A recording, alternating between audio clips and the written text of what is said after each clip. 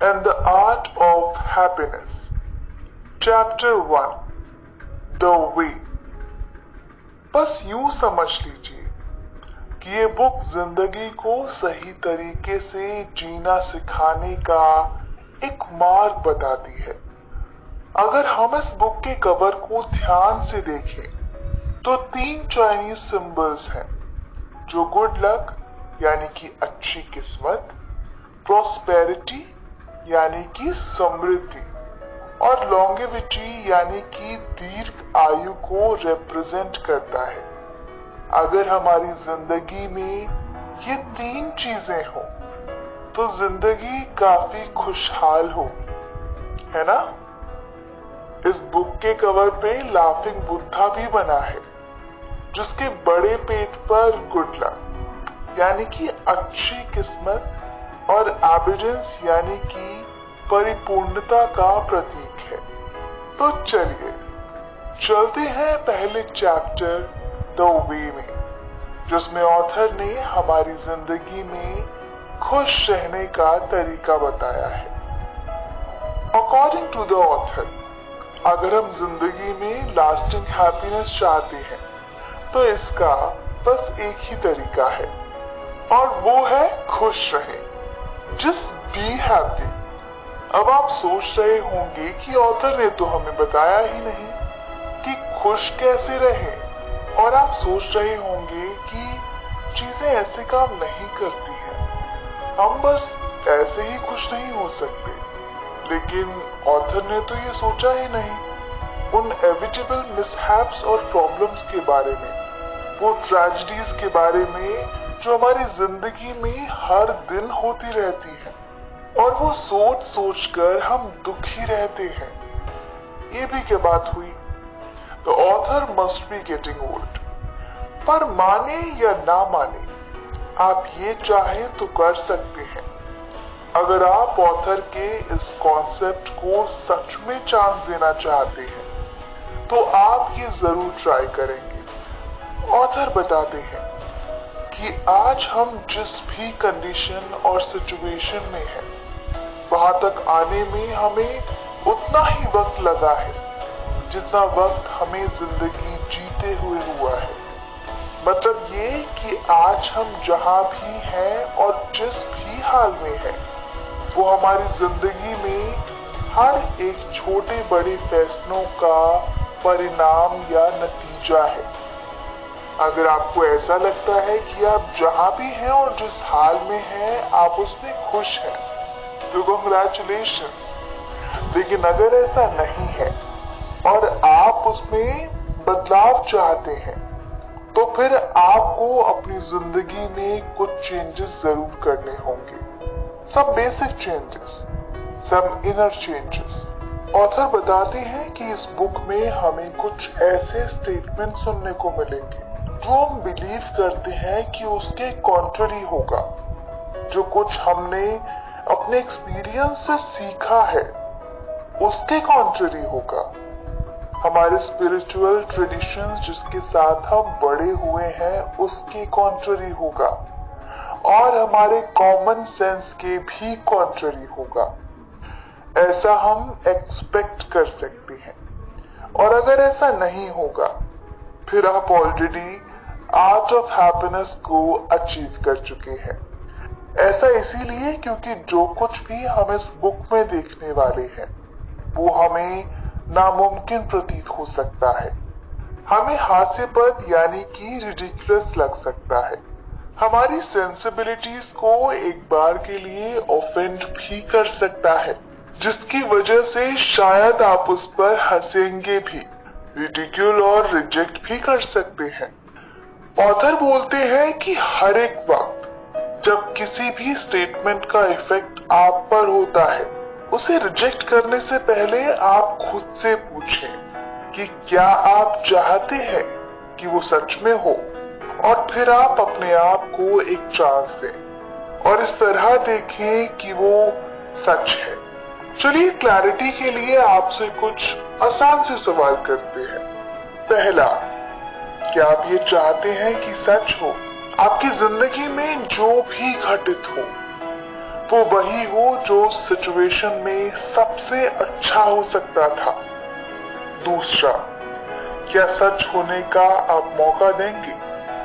Author चाहते हैं कि आप ऐसा इमेजिन करें कि भगवान आपके सामने है और मानो भगवान बोल रहे हैं कि आपकी जिंदगी में जो भी घटित होगा वो वैसा होगा जो सिचुएशन में सबसे अच्छा हो सकता था।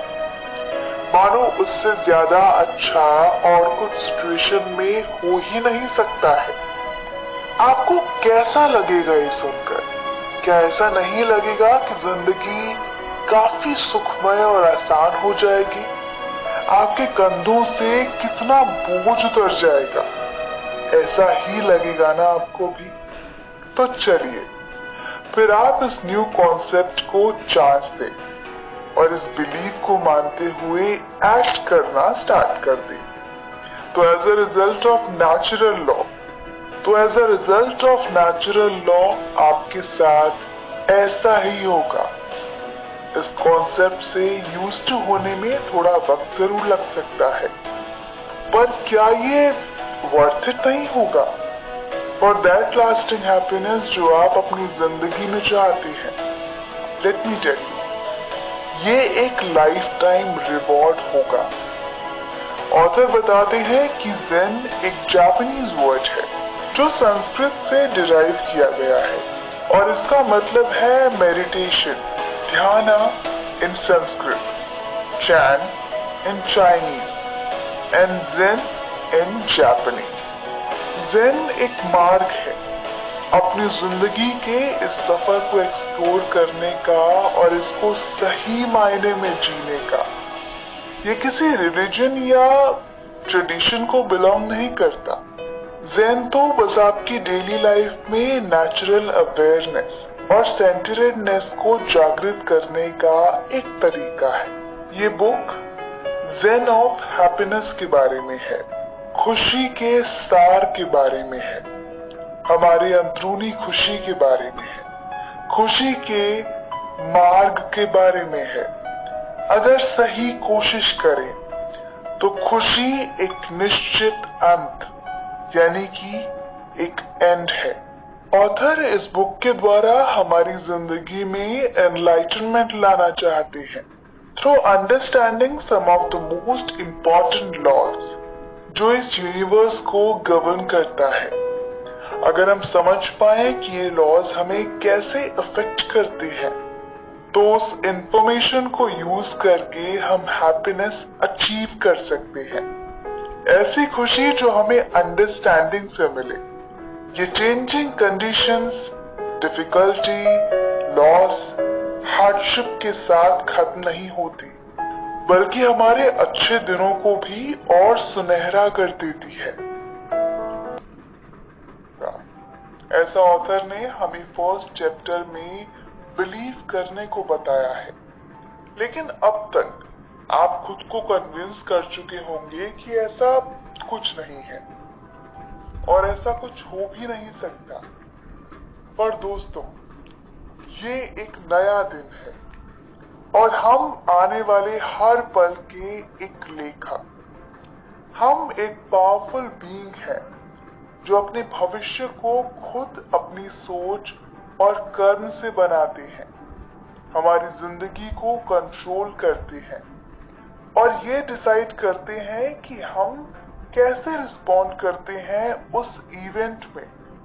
ऑल्दो आप कभी बैठकर ये नहीं सोचते होंगे कि आपकी पर्सनल फिलॉसफी क्या है, जबकि ये हमेशा और हर वक्त आपकी जिंदगी में कार्यरत है, यानी कि ऑपरेटिव एंड वर्किंग होती है। ये डील करती है उन सब बातों से कि आप इस वर्ल्ड के बारे में क्या सोच रहे हैं जिसमें आप हैं, लोगों और हालातों के बारे में, हर उस इवेंट्स और सर्कमस्टेंसेस के बारे में जिसने आपको अफेक्ट किया हो और आपने जैसे उसे अफेक्ट किया हो। इन जनरल आपसे लाइफ की फिलॉसफी पूछने पर आप ये बोलेंगे, लाइफ इज ग्रेट, सब कुछ बढ़िया है, आई एम लकी, जिंदगी खूबसूरत है और यहाँ अच्छे लोग हैं, या फिर आप इसका बिल्कुल ही ऑपोजिट बोलेंगे कि आई एम अनलकी और यहाँ बिल्कुल भी अच्छे लोग नहीं हैं। ये दुनिया अच्छी नहीं है और लोग सिर्फ मेरा फायदा उठाते हैं। काफी लोग बोलेंगे कि बुरे एक्सीडेंट्स होते रहते हैं, रियल हैप्पीनेस जिंदगी में जल्दी नहीं आती, और अगर आती है तो काफी कम वक्त के लिए आती है। हम इस जिंदगी में सिर्फ आते हैं, रहते हैं और फिर मर जाते हैं। जो हम चाहते हैं और जो हमें मिलता है, ये जनरली लोगों के बिलीफ होते हैं और उनके एक्शन इस बिलीफ पे बेस्ड होते हैं। As a result of natural law फिर उन्हें वैसा ही परिणाम मिलता है और फिर वो बोलेंगे कि देखो आई टोल्ड यू सो। लेकिन वो और भी काफी लोगों से बोलते हैं, and thus it is so. If you believe कि जो आपके साथ होता है वो बुरा होता है, तो आप वैसा सोचते हुए ही रिएक्ट करेंगे, which will cause more unpleasantness। और फिर जो अनप्लेजेंटनेस आप एक्सपीरियंस करेंगे वो आपको विश्वास दिलाएगा कि जो हुआ वो अनफॉर्चुनेट था, जबकि ये आपके उस इवेंट में रिएक्शन था जिसने अनप्लेजेंटनेस कॉज किया। एज विलियम शेक्सपियर सेड कि कुछ भी अच्छा या बुरा नहीं होता, पर आपकी सोच उसको वैसा बनाती है। अकॉर्डिंग टू द ऑथर, आपकी पर्सनल फिलॉसफी ही आपके रिएक्शंस को डिटरमाइन करती है। यही आपकी वेलबींग और स्टेट ऑफ हैप्पीनेस के लिए रिस्पॉन्सिबल है। 2004 की breakthrough film What the Bleep Do We Know में physicist and author Fred Alan Wolf observe करते हैं कि there is no out there independent of what goes on in our minds. आगे Max की story से author इस concept को बताने की कोशिश करते हैं कि मैक्स एक सैंडविच शॉप के ओनर है, जिसकी शॉप पे हमेशा ही लोगों की लंबी कतार लगी होती थी। वो लोगों को फ्री में पिकल्स, पोटैटो चिप्स और कभी कभी सॉफ्ट ड्रिंक्स भी ऑफर करता था। उसकी सैंडविच ओवर स्टफ्ड होने की वजह से ही काफी प्रसिद्ध थी। एक दिन उसके बेटे ने उसे समझाया कि वो बड़ी गलती कर रहा है एक्स्ट्रास प्रोवाइड करके। उसने मैक्स को समझाया कि अभी कंट्री की इकोनॉमी अच्छी नहीं है, लोगों के पास काम नहीं है, खर्च करने के लिए कम पैसे हैं, और ऐसे में अगर मैक्स अपने फ्री आइटम्स और पोर्शन साइज को कम नहीं करेगा तो जल्दी ही उसे भी पुअर इकोनॉमी की मार झेलनी पड़ सकती है। मैक्स को अपने बेटे की बात सही लगी और उसने अपने बेटे को धन्यवाद देते हुए ये वादा किया कि वो उसकी सलाह अब जरूर मानेगा। मैक्स ने अब वैसा ही किया और परिणामवश उसके शॉप पे कस्टमर्स काफी कम हो गए। जहां पे पहले एक लंबी कतार हुआ करती थी, वहां मैक्स को लगा कि उसका बेटा सही था और अब कंट्री की पुअर इकोनॉमी का असर उसके शॉप पे भी दिख रहा है।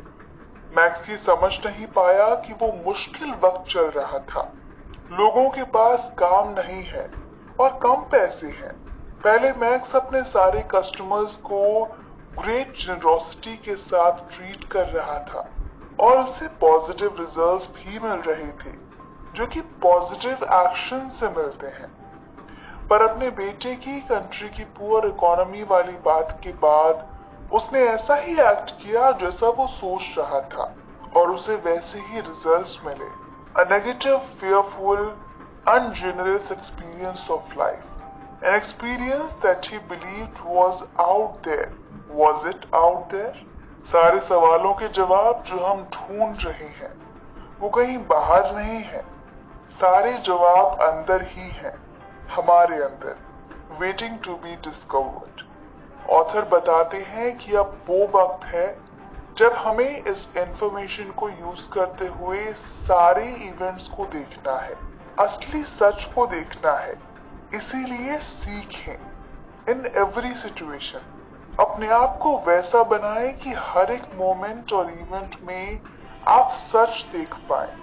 इससे हैप्पीनेस आपका कांस्टेंट कैंपेन यानी कि सच्चा साथी होगा। इसे आप अपने काफी घंटे, दिन और महीने बचा पाएंगे जो शायद पहले आप उस सिचुएशन में रिएक्ट करने के बाद रोने और सोचने में जाया कर दिया करते थे।